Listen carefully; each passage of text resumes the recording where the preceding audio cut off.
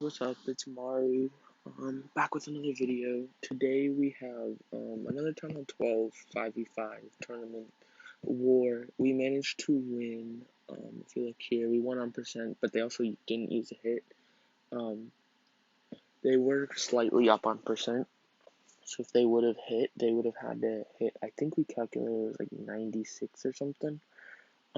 Which we didn't think was gonna happen because 21's base was pretty good. Um, this week's attack, you either had to use Super Witches or Zap Witches.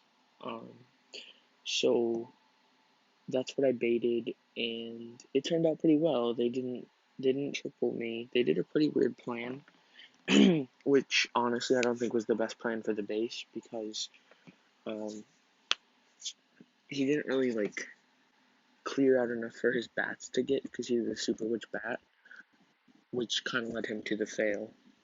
But um, yeah, let's look at the base. Alright, so this is the base that I made for this week, and um, the main things of it are this inferno this double inferno right here. This is pretty AIDS, because of the way I have the eagle and the other inferno. There's really no good Zap Witch, and obviously you're going to be tempted to bring another freeze and Zap Witch, uh, like zapping these two out. And if this inferno were over here, it, it would have been a lot better. But because of that, there wasn't really a good zap witch unless you zap these two. And then a lot of in testing, it was really common that people said they would use super giants. So that's what these springs are for. These all sprung super giants. Um, so that flank got weakened down a lot. And then this flank, these sprung super giants, and then I had a witch bomb right here, and a mortar and a wizard and a bomb tower for some splash, which worked out pretty well. And then for super witches, I have some core Sams. They're a little bit offset because in most of the testing that was done, the attack came through here. After they I think they sent Warden up here in testing, and then they just kind of jumped right here and got Town Hall that way. The attacker did something a little bit different, and you'll see that when I play the replay. And then I also have a back end king, which is really good versus super witches after you kill the healers. Something like a king that deals high DPS. Let's look at how much DPS he does. So he does 453 DPS, and then let's see, how much does a super witch's health have? So they have 3,200 hit points. So a couple seconds on them, 2 seconds is around 900 DPS, or 900 damage. So that's already pretty huge. So a couple seconds, and they don't deal enough to kill the king because he's a really tanky troop. A couple seconds, and this super witch is dead. So he can probably take out 2 to 3 super witches if there's no healers alive healing them up constantly. Another thing you'll probably notice is this core queen. I have her right here because of the fact that it was helping with DPS, and for this entry, and then this entry is a little bit more back end, which also helps because she deals a lot of DPS too. She deals 720, so that's maybe 3 seconds, maybe 4, and the super witch is dead. She's not as tanky, but she's really good at taking out super witches, and the big boys.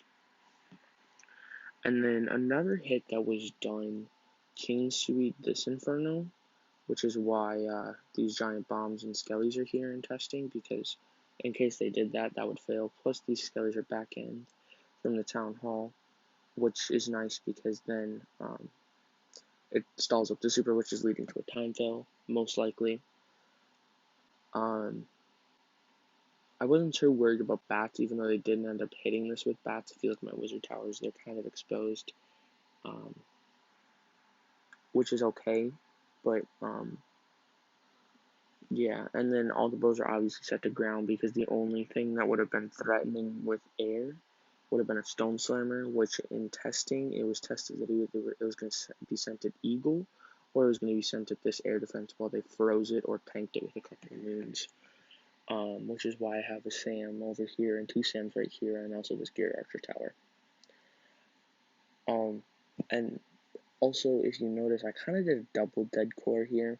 The reason for that is because it really limits jump value. Sure, you can get this Inferno, but you still have to use a second jump to get access to this.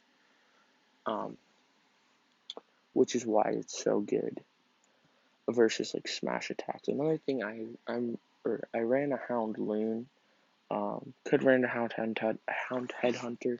It doesn't really matter. I just needed the Hound in there because it takes up, if the Warden locks onto it, it takes up a really long time. Like just the Warden walk, but otherwise it still stalls them for a few seconds, the Super Witches, because they really don't die out if you don't kill the healers. And so you basically have to time fail, or like force the attacker to time fail if you want to defend Super Witches. And another important point that's not as important is this offset air defense. If healers enter this comp, they're gonna get roasted because Super Witches didn't really target this. They went for this comp more. So any healers in this comp are gonna get roasted, and then this Seeking Air Mine is to kill a Coco Loon right away. And then these ones will be effective. But even if this one doesn't tank a Coco Loon, it still hits the healers. Same with like this air defense and this air defense, because they're so close, which doesn't really matter because drags weren't a thing. But they're like kind of offset and away from everything else, so that they can snipe off some healers. So now let's watch the replay, and we'll see what they did. So he ended up doing a Super Witch bat attack, which I've never really seen before. I thought about doing one, but it didn't really turn out too well against our testing. So he drops a test barb in case there's Teslas. And then he does his Warden Walk. Minion to funnel the cannon. I don't really think he needed that too much. I think he might have just dropped a Loon so it was a bit quicker. So I think his Warden does take a couple hits on it. And then a Sneaky Gob and a Minion down here. I think I would have rather just used King and maybe brought like a Witch or something instead of the Sneaky Gobs. Something to help funnel a bit more extensively. And then there's a storage right here which takes a little bit for the Warden to get through. He also misplaced his Rage, which was kind of lucky on my part, so he had to waste a freeze. And then there's also this Expo, which caused the Warden ability to be popped, which means that any Sams from here on out will be effective unless if they get Coco Looned. So then he starts his Super Witches. He doesn't do this one very smartly because it just gets locked on by an Expo right away and ends up dying out, I believe, pretty early in the attack. And then his Loons target on this cannon, and then they'll get roasted by the AD, which is nice. So he rages up here. He doesn't have a jump, and then he ends up King Suing with this with the log launcher over here. That wasn't expected. I think it would have been a better idea to use a Stone Slammer and bring a jump. Like maybe one less rage and then a jump, but I think what he wanted was the second air defense, or not second air defense, the second Inferno down, which I think is why he did that. And then he sends bats in here because I think he knew at this point, okay, I don't have enough freezes to actually get through the rest of the splash. It's going to be a fail. So then the wizard takes out all the bats, and then he's got some Super Witches up, but there's still 2 ground expos. The Sams haven't even activated yet, but the base is just too good. Like, there's way too much of the base left. I think he still plays it out for percent, so he does get some decent percent. Just because the Super Witches do have a lot of health and they're pretty tanky with healers. But, I mean, we just wanted no triples, and we got one of our bases got tripled, but that's because one of our guys forgot to set their base, which is why. So it wasn't actually meant versus Super Witches. And then if you look, the king just took out a big boy, and he's about to take out a couple more. The Super Witches end up locking onto the king, which is nice because that'll force a time fail. But he was able to take one more big boy out. Well, 3 Super Witches and 2 big boys were beating on him, which is pretty OP. And then it just ends up time failing out. And yeah, that's the base.